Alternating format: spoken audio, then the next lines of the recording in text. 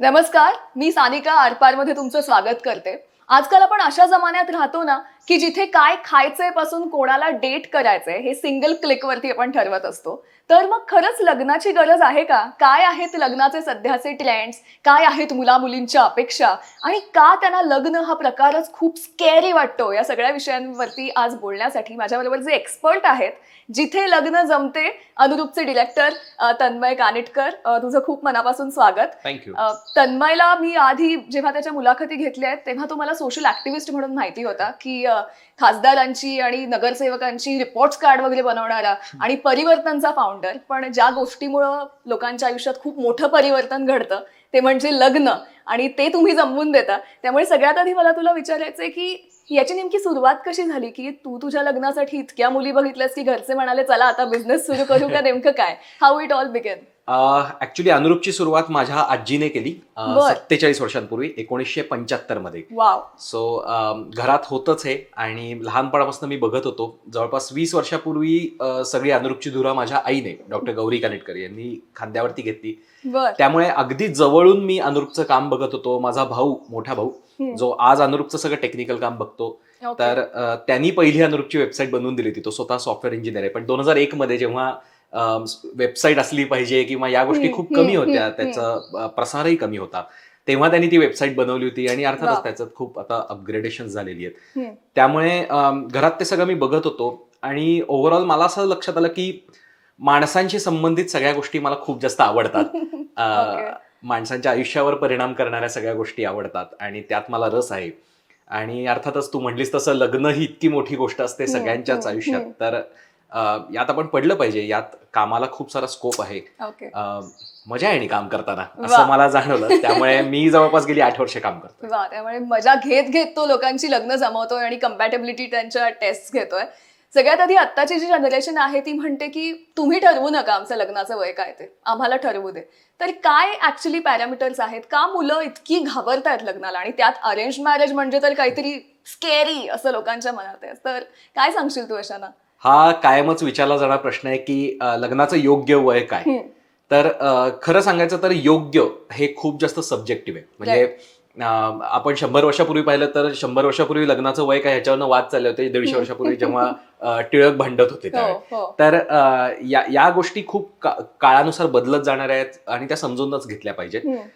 आम्हाला असं वाटतं की मुलगा किंवा मुलगी हे मानसिकदृष्ट्या तयार असणं हे Right. सगळ्यात जास्त महत्वाचं आहे. म्हणजे खूपदा असं म्हटलं जातं की सेटल झाल्यावर लग्न करू, पण त्या सेटलमेंटला पण काही अर्थ नाहीये. म्हणजे उद्या तुम्ही म्हटलात की माझा बँक बॅलन्स एवढा असला की माझ्याकडे फ्लॅट आला की माझ्याकडे गाडी आली की मग लग्न करीन. तर या खूप टेम्पररी गोष्टी आहेत, या खूप बदलणाऱ्या गोष्टी आहेत. ओके. एखादी अमाऊंट जी बँक बॅलन्स मधली तुम्ही म्हणाल त्याची 5 वर्षांनी इन्फ्लेशनमुळे व्हॅल्यूच बदललेली असते. त्यामुळे तसं काय त्या व्हॅल्यूला त्या रकमेला अर्थ नसतो. मुद्दा असतो की मी मेंटली या सगळ्यासाठी प्रिपेअर्ड आहे का, मनापासून यासाठी तयार आहे का, आणि लग्नानंतर जो बदल होणार आहे तो होणारच आहे, सगळ्यांच्याच आयुष्यात होणार आहे. Right.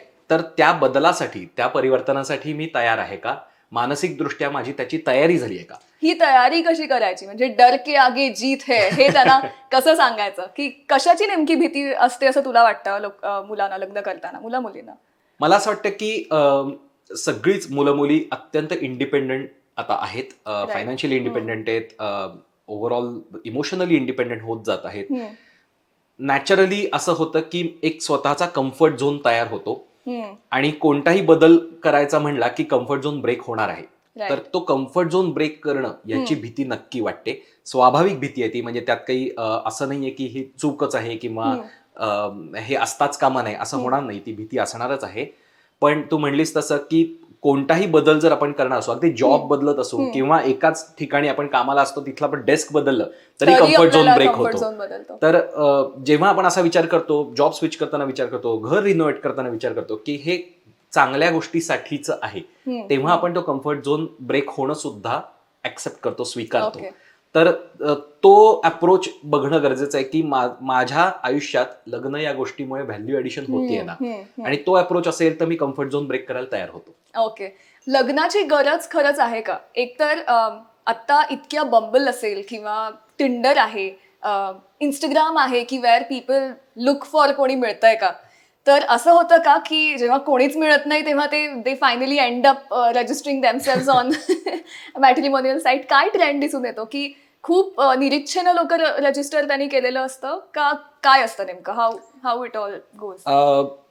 मला असं वाटतं की लग्नाची सुरुवात कशी झाली हा जर इतिहास बघितला तर लग्नाची गरज का अजूनही आहे हे लक्षात येईल. ओके. साधारण 12,000 वर्षापूर्वी पासनं माणूस सेटल झाला, शेतीचा शोध लागला आणि शेतीचा शोध लागल्यानंतर माझी स्थावर मालमत्ता म्हणजे ज्याला रिअल इस्टेट असं आपण म्हणतो ती प्रत्यक्षात आली. कारण शेती आली, Right. शेत आलं, शेत जमीन आली, शेतावरचं घर आलं आणि मग ते कसणारा पुरुष आला आणि पुरुषप्रधान संस्कृती आली आणि त्यातून मग ही आता माझी स्थावर मालमत्ता कोणाला द्यायची माझ्यानंतर, यातून वारसा हक्काचा मुळात प्रश्न निर्माण झाला. ओके. सो माझ्यानंतर माझी मालमत्ता कोणाकडे जाणार हे नक्की व्हावं म्हणून माझं मूल नेमकं कोण आहे हे कळलं पाहिजे म्हणून लग्न व्यवस्था आली.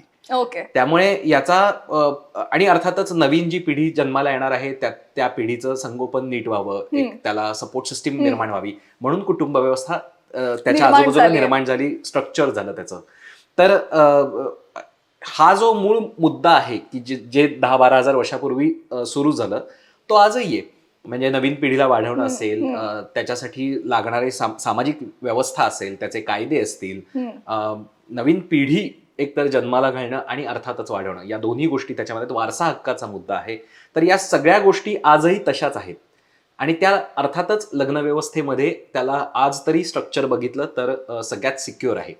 आणि शिवाय असं होतं की म्हणजे कोणतेही डेटिंग ॲप असेल किंवा जे लोक डेट करतात, जे लोक रिलेशनशिप्समध्ये आहेत, ते सुद्धा आपल्याला असंच सांगतात की आम्हाला पार्टनर हवा आहे, ओके. एक व्यक्ती हो. आम्हाला जोडीदार हवी आहे. म्हणून हवी आहे, इमोशनल सपोर्ट म्हणून हवा आहे, एक सोशल स्ट्रक्चरमध्ये पण सेफ वाटणं, सिक्युअर वाटणं याच्यासाठी हवा आहे.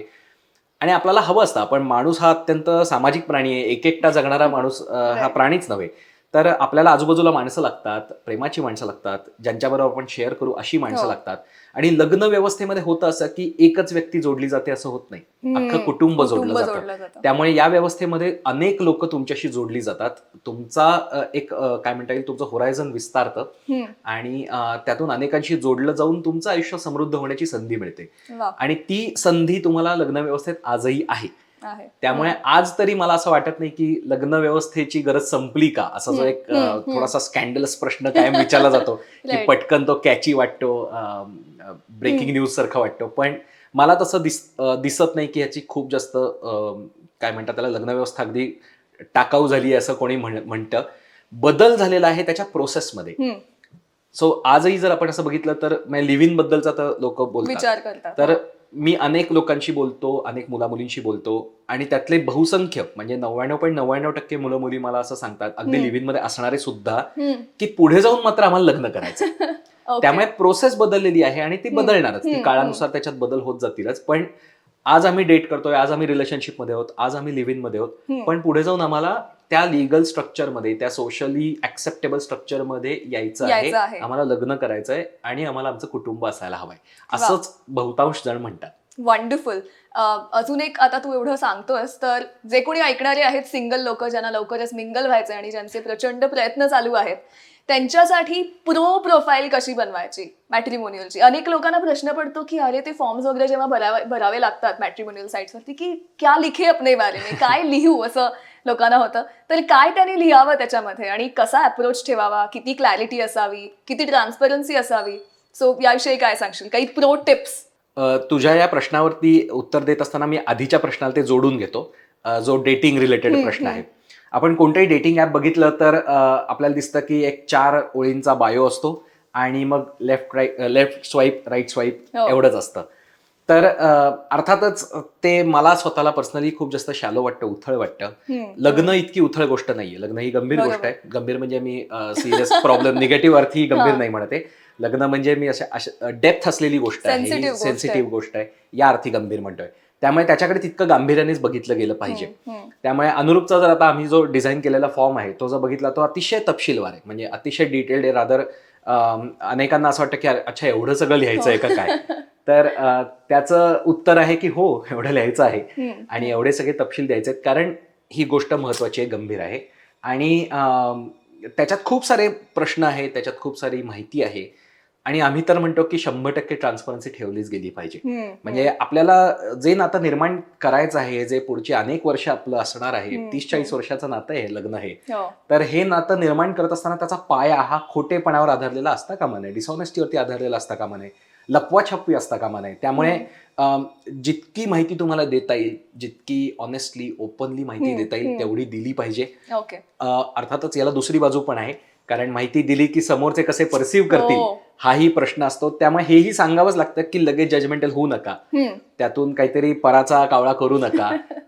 छोटंसं काहीतरी असतं आणि असं वाटतं की अरे बापरे, म्हणजे आम्ही त्याला म्हणतो की हॉरिबलायझेशन करू नका, मराठीत भयंकरीकरण. हो. तर एखादी छोटीशी काहीतरी गोष्ट असते आणि त्याच्यावर अरे बापरे हे काहीतरी गंभीर दिसतंय, फार तर प्रॉब्लेमॅटिक दिसतंय असं म्हणत त्याचं निगेटिव्ह परसेप्शन करू नका असं पण सांगावं लागतं. पण अर्थातच मूळ मुद्दा हाच आहे की जितकं ऑनेस्टली, जितकी जास्त माहिती देता येईल, जितकी ट्रान्सपरन्सी ठेवता येईल तितकं चांगलं, कारण त्यातून विश्वास निर्माण होतो. आणि हे नातं पर्टिक्युलरली विश्वासाच्या पायावरतीच उभं राहू शकतं, त्याशिवाय उभं नाही राहू शकत, नाहीतर लग्न तुटतील. हो, ऍक्च्युली. आणि अजून एक मला असं वाटतं की व्हॉट आय हॅव ऑब्झर्व्ड की इंस्टाग्राम किंवा दुसऱ्या सगळ्या डेटिंग साईट्सवरती लोकांना आपण किती कूल आहोत हे दाखवायचं असतं की oh I am having a wine glass in my hand पासून ते अगदी कुठले कपडे आपण आजकाल घालतो, त्यामुळं किती कूल आपण आहोत हे दाखवायसाठी मला वाटतं की डेटिंग साईट्स असतात. आणि मॅट्रिमोनियल साईटवरती लोकांना दाखवायचं असतं की मी किती साधी भोळी आणि मी किती चांगला आणि असं हे आहे. तर यांना तू काय सांगशील, इव्हन फोटोज पिक करताना तू त्यांना काय मेसेज देशील की कुठले फोटोज टाका, कुठले टाकू नका, का मिक्स युअर बॅलन्स करा तुमचा पोर्टफोलिओ जो म्हणतात तसा? मला असं वाटतं की सोशल मीडिया असेल, डेटिंग ऍप्स असतील किंवा अनुरूप असेल, कुठेही तुम्ही जे फोटोज टाकता, तुम्ही जी माहिती देता, ती तुमच्याबद्दल 100% खरी माहिती असणं गरजेचं आहे. सगळीकडेच. म्हणजे त्यात काही असं असतं कसं हा वेगळा मुद्दा आहे, काय असलं पाहिजे मी सांगतोय. तर तुम्ही किती कूल आहात हे तर तुम्ही दाखवा, जर तुम्ही कूल असाल तर. पण मला प्रवासाची आवड नाही, पण तरीही मी कुठेतरी जाणार आणि मग फोटो टाकणार बीचवरचा, तर असं करू नका. ते काय फार चांगलं लक्षण नाही. आणि तेच अनुरूपला सुद्धा लागू होतं. तुम्ही जसे आहात तसे ऑनेस्टली तिथे दिसणं गरजेचं आहे. म्हणजे मला आठवतं की फोटोच्या बाबतीत उल्लेख केलास म्हणून, पूर्वीच्या काळी स्टुडिओमध्ये जाऊन फोटो काढले जायचे, असे खास साडीतले किंवा असे झब्ब्यातले, शेरवानी मधले वगैरे. तर तो काळही वेगळा होता. तेव्हा काय घराघरात कॅमेरे पण नसायचे. कोडॅकचे ते जुने कॅमेरे, फिल्मवाले वगैरे, ते सुद्धा एखादा असला तर एक्झॅक्टली. आणि त्याच्यावर सुद्धा तो फोटो चांगला येईल नाही येईल म्हणून लोक स्टुडिओत जायचे की आपला बरा फोटो द्यावा. काळ बदललाय, आता घरात काय प्रत्येक हातात 2-2 सुद्धा फोन आहेत आणि उत्तम क्वालिटीचे फोन आहेत, उत्तम फोटोज आपले येतात. त्यामुळे तुम्ही रोज जसे असता तशा कपड्यातले, तसे साधे सिंपल नीटनेटके, तुम्ही नीट दिसाल अशा पद्धतीचे फोटो असणं गरजेचं आहे. त्यात काहीही उगीच दिखावा करण्याची गरज नाही, कारण लग्न म्हणजे तुम्ही इव्हेंच्युअली 24 तास एकत्र राहणार आहात. आणि आता तुम्ही दाखवाल की मी किती असा राहतो किंवा अशी राहते, पण इव्हेंच्युअली घरी गेल्यानंतर काहीतरी वेगळं असणार आहे किंवा इतर वेळी वेगळं असणार आहे. तर ते लक्षात ठेवून केलं पाहिजे. मी रोज जसा असतो, जशी असते तसे ते फोटो असणं गरजेचं आहे. मी ज्या कपड्यांमध्ये कम्फर्टेबल असतो तसेच ते कपडे असणं एक्सपेक्टेड आहे. या फोटोजमध्ये सुद्धा दिखावा करण्याची गरज नाही. म्हणजे हे आम्हाला पर्टिक्युलरली हायलाईट करायचं असतं की अनेकदा असं होतं की मी कुठेतरी जाऊन आलोय, पॅरिसला जाऊन आलोय, तर मी मुद्दामून आयफेल टॉवरच्या पुण्यातला फोटो लावतो आणि आयफेल टॉवर एवढा दिसतो आणि त्याच्या पायथ्याशी मी एवढासाच दिसत असतो. तर पर्पज आपला असा आहे की तुम्ही नीट दिसावं, हा फोटोचा पर्पज आहे. तुम्ही कुठे जाऊन आलात हे सांगणं नाही. त्यामुळे वाईजली चूज करणं. एक्झॅक्टली. तुम्ही नीट दिसाल अशा पद्धतीचे फोटोज पाहिजेत. आणि नीट दिसाल याचा अर्थ तुम्ही जसे असता तसे नीट दिसणं. तितकं सोपं ठेवलं तरी चालण्यासारखं आहे. आय थिंक आता हे ऐकून लोक एकतर त्यांचे टाकलेले फोटो बदलणार आहेत किंवा नवीन प्रोफाईल ओपन करतील. तुला अजून एक विचारायचं म्हणजे आजकाल असाही एक ट्रेंड आहे की चल लग्न झालं पण डिंकचा ट्रेंड आलेला आहे, डबल इन्कम आणि नो किड्स. तर प्रॅक्टिकली विचार केला तर अनेकदा हे मुद्दे पटणार आहेत. तर तो त्यांचा वैयक्तिक प्रश्न आहे का, त्याच्याकडे तू कसं बघतोस, तुझे व्ह्यूज आणि ओपिनियन्स याबद्दलचे काय आहेत? की एकतर लग्न करायची एक जबाबदारी मोठी लोकांना वाटते आणि त्यापुढे एखाद्या मुलाला सांभाळणं किंवा मोठं करणं, वाढवणं आत्ताच्या सगळ्या एक्सपेन्सिव्ह झालेल्या या ह्याच्यामध्ये की जिथे शिक्षणालाही आता डोनेशन्स भरावी लागतात. सो या कॉन्सेप्टकडे तू कसा बघतोस? आय थिंक हा खूप जास्त वैयक्तिक चॉईसचा पार्ट आहे. अनेक लोक ते सिलेक्ट करतात आणि त्याच्याबद्दल जजमेंटल होण्याचं काही कारण नाही असं माझं व्यक्तिगत मत आहे. कारण खूप प्रॅक्टिकल गोष्टी आहेत. आपली पिढी खूप प्रॅक्टिकल आहेच आहे. कोणीतरी काहीतरी सांगतं म्हणून किंवा सोसायटीने ठरवून दिलेलं नॉर्म आहे म्हणून असं आता होणार नाहीये. तो इंडिव्हिज्युअलिझम आलेला आहे आणि ती चांगलीच गोष्ट आहे असं माझं तरी व्यक्तिगत मत आहे. कारण प्रॅक्टिकॅलिटी बघायलाच पाहिजे. स्वतःचा हॅपीनेस हा खूप महत्वाचा आहे. मी हॅपी असेल तर इतरांना हॅपी ठेवतो. डॉक्टर आनंद नाडकर्णी म्हणून जे मनोविकास तज्ज्ञ आहेत, सायकायट्रिस्ट आहेत, ते खूप एक छान त्यांनी कॉइन केलेली टर्म आहे की स्वहित जपावे परहित जाणावे. म्हणजे हे स्वार्थाच्या पेक्षा वेगळं आहे. स्वहित पण कळलं पाहिजे, माझा आनंद कशा ते कळलं पाहिजे, इतरांना न दुखावता. तर असा विचार करून कोणी जर स्वतःच्या हिताच्या दृष्टीने काही गोष्टी करत असतील, काही निर्णय घेत असतील, म्हणजे डिंक सारखे सुद्धा निर्णय घेत असतील, तर त्याचं काय आपण जजमेंटल होण्याचं कारण नाही.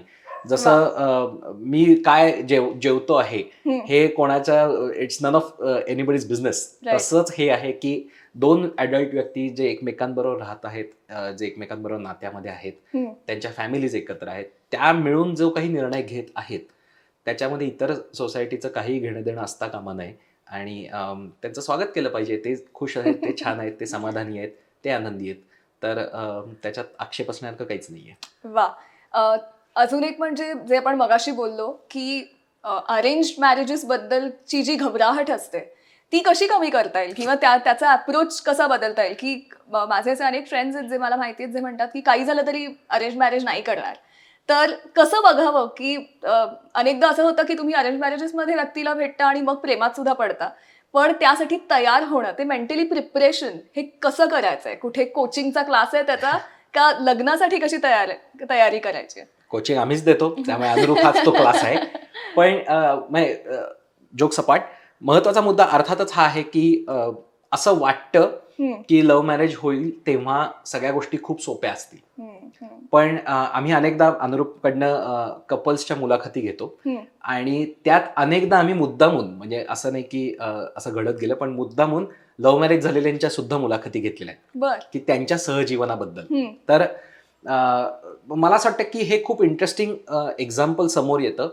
कारण ही कपल्स ज्या गोष्टी सांगतात आणि अरेंज मॅरेज झालेली कपल ज्या गोष्टी सांगतात त्या सेम असतात.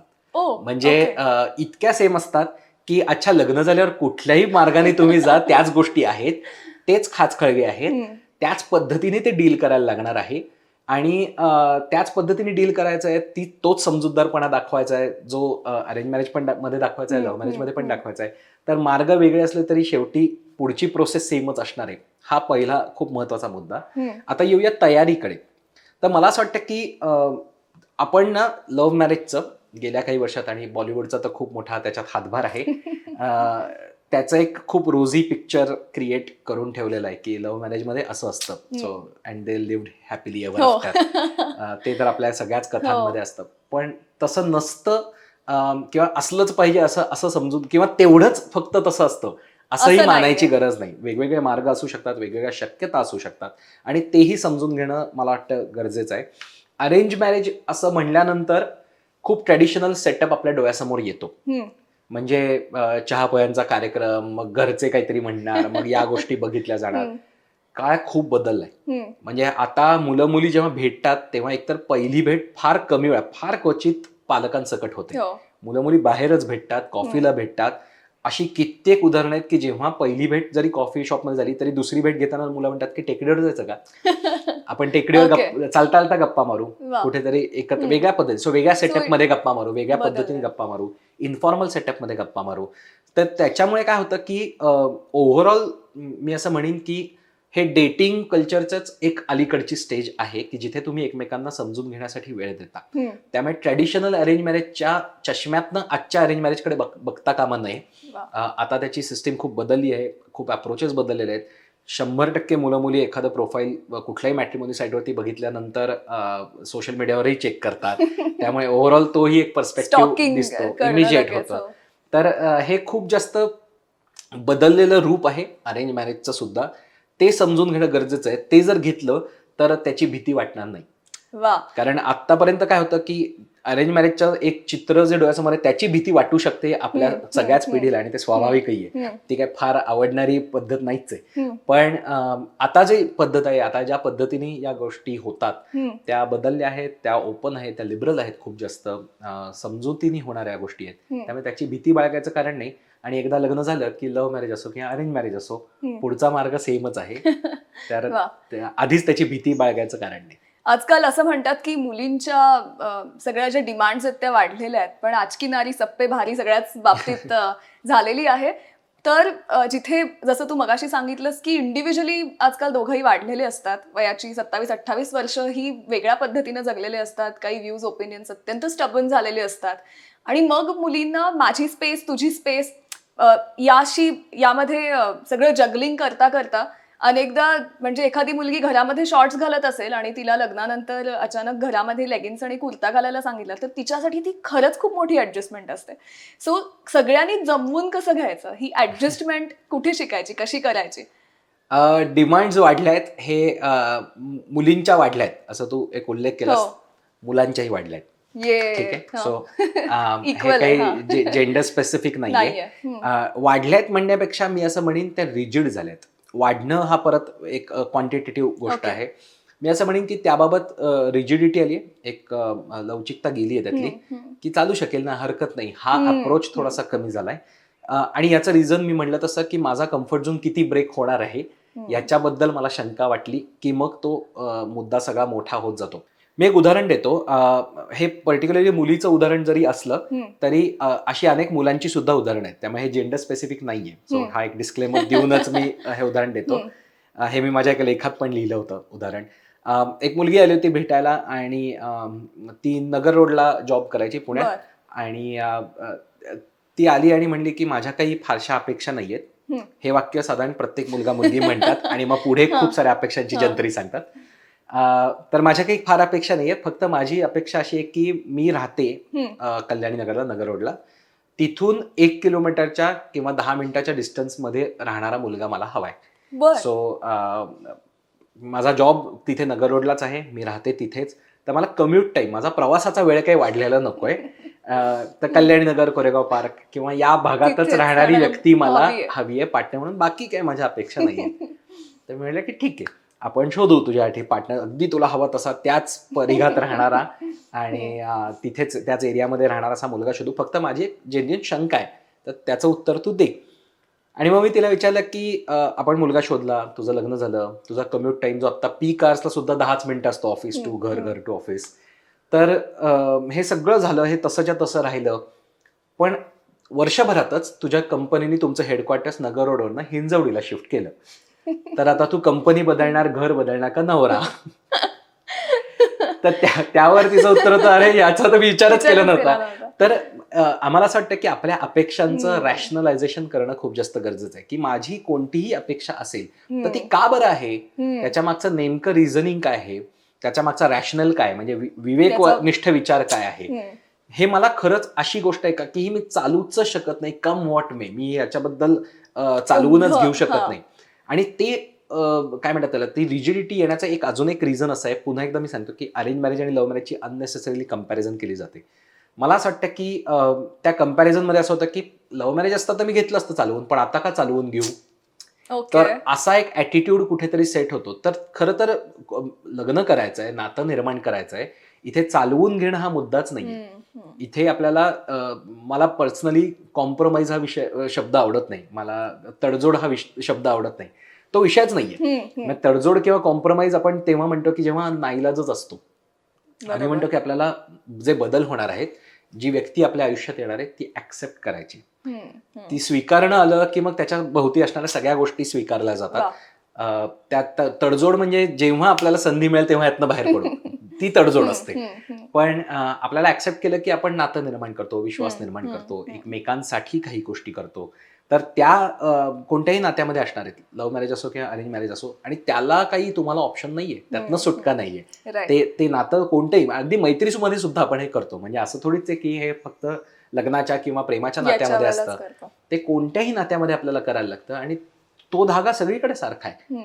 त्यामुळे तुमच्या अपेक्षा सेट करत असताना काही गोष्टी असतात की ज्या नॉन निगोशिएबल असतात, म्हणजे या गोष्टी मला चालूच शकत नाहीत, या माझ्या स्वभावाच्या अगदी वेगळ्या आहेत, माझ्या आवडीनिवडींपेक्षा खपवूनच नाही घेऊ शकत. पण अशा गोष्टी खूप कमी असतात आपल्या सगळ्यांच्याच आयुष्यात. हो. तेवढ्याच गोष्टी जर फिल्टर ठेवल्या तर बाकी सगळ्या गोष्टींमध्ये प्रायोरिटीज असू शकतात, की माझा प्रेफरन्स आहे की कल्याणी नगर मधला मुलगा मिळाला तर बरं, पण नाही मिळाला आणि मुलगा बरा असेल तर कुठलाही असला तरी बिघडत नाही, कारण मुलाशी लग्न करायचं आहे किंवा समोरच्या व्यक्तीशी लग्न करायचं आहे. आपण काही बिझनेस पार्टनर शोधत नाही आहोत, आपण काही एक काय म्हणतात त्याला प्रोफेशनल पार्टनर शोधत नाही आहोत. तर हे सांगावं लागतं. किंवा मी आता अनेकदा डॉक्टर्सच्या बाबतीत म्हणलं जातं की डॉक्टर असलेला बरा. आता एक उदाहरण देतो की अनेकदा अपेक्षा सेट करताना सेम प्रोफेशन मधली व्यक्ती पाहिजे जोडीदार म्हणून, असं म्हणलं जातं डॉक्टर्सच्या बाबतीत पर्टिक्युलरली आम्हाला बऱ्याचदा दिसतं. तर मला असं वाटतं की याचंही कुठेतरी रॅशनलायझेशन व्हायला पाहिजे. म्हणजे मी एका डॉक्टर मुलाशीच एकदा बोलत होतो आणि त्याला विचारलं की का असं आहे की तुला तुझी जोडीदार डॉक्टरच हवी आहे. तर तो म्हटला नाही, ते ती समजून घेऊ शकेल ना, म्हणजे नेमकं माझे कामाचे तास कसे असतात, वर्किंग आवर्स कसे असतात, इमर्जन्सी कधीतरी येऊ शकते वगैरे, हे सगळं समजून ती घेऊ शकेल. तर मी म्हटलं की अच्छा, म्हणजे तुला समजूतदार जोडीदार हवी आहे, ही तुझी रिक्वायरमेंट आहे. तर ती फक्त डॉक्टरच समजून घेऊ शकते, याच्यावर अडून राहू नकोस. कारण कदाचित एक डॉक्टर व्यक्ती मिळेल आणि ती कदाचित नाही समजून घेणार, तर काय करशील?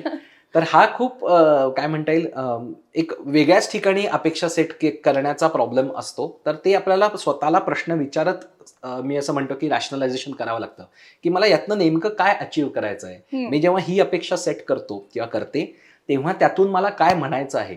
आणि अर्थातच अपेक्षा सेट करत असताना मी कसं आहे हे मला माहिती पाहिजे. सो स्वतःची ओळख हे खूप जास्त आम्ही अंडरलाईन करूनच सांगतो की तुम्हाला तुम्ही कसे आहात माहिती आहे ना. कारण मी खूप रागीट आहे असं जर एखादी व्यक्ती म्हणत असेल तर रागाच्या किती शेड्स आहेत. म्हणजे मला थोडासा राग येतो पासून तळपायची आग मस्तकाला जाते इथपर्यंत सगळ्या येतात गोष्टी. आणि तेवढंच नाही तर माझी राग व्यक्त करण्याची पद्धतही बदलते. मला राग येतो पण लगेच जातो, कधीतरीच येतो पण नंतर 3 आठवडे जातच नाही. मी राग व्यक्त करताना आदळापट करतो, मी रुसून बसतो का, मी काय काय नेमकं करतो. तर राग येण्याच्या सुद्धा इतक्या 100 पद्धती आहेत, 100 प्रथा आहेत, त्या व्यक्त करण्याच्या वेगवेगळ्या पद्धती आहेत. तर स्वतः नेमकं आपण कोणत्या पद्धतीची व्यक्ती आहोत हे माहिती असेल तर तुम्हाला जोडीदार शोधताना त्याचा उपयोग होईल. आणि या सगळ्याचा विचार करणं गरजेचं आहे. नाहीतर काय होतं की आपण खूप वरवर गोष्टी बघतो. ट्रेडिशनली तर अरेंज मॅरेज प्रोसेसमध्ये जे फॉर्म्स असायचे त्याच्यामध्ये नुसतंच प्रोफेशन बघणं, पगार, वय, उंची, शिक्षण बघणं. पण लग्न ही गोष्ट, विवाह संस्था ही गोष्ट ही ट्रेडिशनल लग्नाच्या खूप पुढे गेलेली आहे. त्याचं रूप बदललं आहे, त्याचं स्वरूप बदललेलं आहे. आणि त्याला अडॅप्ट होतच आपल्या अपेक्षा आपल्याला सेट करायला पाहिजेत, त्याला अडॅप्ट होतच आपल्याला शोध घेतला पाहिजे. वा, जाता जाता काय सांगशील कंपॅनियनशिप विषयी किंवा अरेंज मॅरेजेसकडे? तुला रिपीट, मी परत घेते क्वेश्चन. जाता जाता आता ज्या काही सिंगल मंडळींनी आपला एपिसोड पाहिलेला आहे, जे कदाचित खूप रिलक्टंट असतील सुरुवातीला, पण कदाचित आता त्यांचा पॉइंट ऑफ व्ह्यू थोडा बदलून ओके एखाद्या मुलीला भेटून बघतो असा झाला असेल, तर त्यांनी भेटीच्या वेळेला त्यांच्या पास्ट रिलेशनशिप्स विषयी किती क्लिअरली बोलावं. कारण अनेकदा असं होतं की अनेक लोक जेव्हा म्हणतात की आता मला लग्नच करायचं नाही, याच्या मागे त्यांचा एक खूप मोठा डार्क पास्ट असतो, काहीतरी बिट्रेयल्स असतात किंवा हार्टब्रेक्स असतात. तर या सगळ्याशी डील करत how to be open for new challenges किंवा how to be open to get married happily. आणि नुसतंच लग्न टिकवायचं नाहीये किंवा जे म्हणतो आपण की लास्टिंग मॅरेजपेक्षा हॅपीली लास्टिंग मॅरेज ते होण्यासाठी काय टिप्स देशील तू या सगळ्या सिंगल मंडळींना? 2-3 प्रश्न तू मिक्स केलेले त्या सगळ्याचं उत्तर देतो. सो पहिला प्रश्न की भेटल्यानंतर काय बोलायचं किंवा पास्ट रिलेशनशिप्स बद्दल काय बोलायचं. आम्ही म्हणतो की आता काय बोलायचं मध्ये आम्ही काय म्हणतो की काय बोलायचं पेक्षा तुम्ही कसं बोलताय याला खूप महत्व आहे. पहिल्या भेटीत दोघेही थोडेसे ऑकवर्ड असणारच आहेत. अनोळखी व्यक्तीला जाऊन भेटतायत, लग्नासाठी भेटतायत, विचारच आहे की अरे बापरे ह्याच्याशी लग्न करायचं का नाही हे आपल्याला आता तपासून बघायचंय, स्वतःशी कम्पेअर करून बघायचंय, कम्पॅटेबिलिटी बघायची. त्यामुळे दोघेही जण थोडेसे ऑकवर्ड असणार आहेत, दुसऱ्याही भेटीत ऑकवर्ड असणार आहेत. त्यामुळे ते कन्सेशन एकमेकांना दिलं पाहिजे, लगेच जजमेंटल न होता समजून घेतलं पाहिजे. सो समजूतदारपणाची सुरुवात पहिल्या भेटीपासून असली पाहिजे. तर तो एक पहिला महत्वाचा मुद्दा. कसं बोलताय म्हणजे तुम्ही इंटरोगेशनला गेलेले नाही आहात, तुम्ही इंटरव्ह्यू घ्यायलाही गेलेले नाही आहात, तुम्ही इंटरॅक्ट करायला गेले आहात. तर ते खूप लक्षात ठेवणं गरजेचं आहे. इंटरॅक्शन मधनं एकमेकांशी गप्पा मारत एकमेकांना जाणून घेणं हे महत्वाचं आहे. उलगडत जायला पाहिजे एक समोरची व्यक्ती.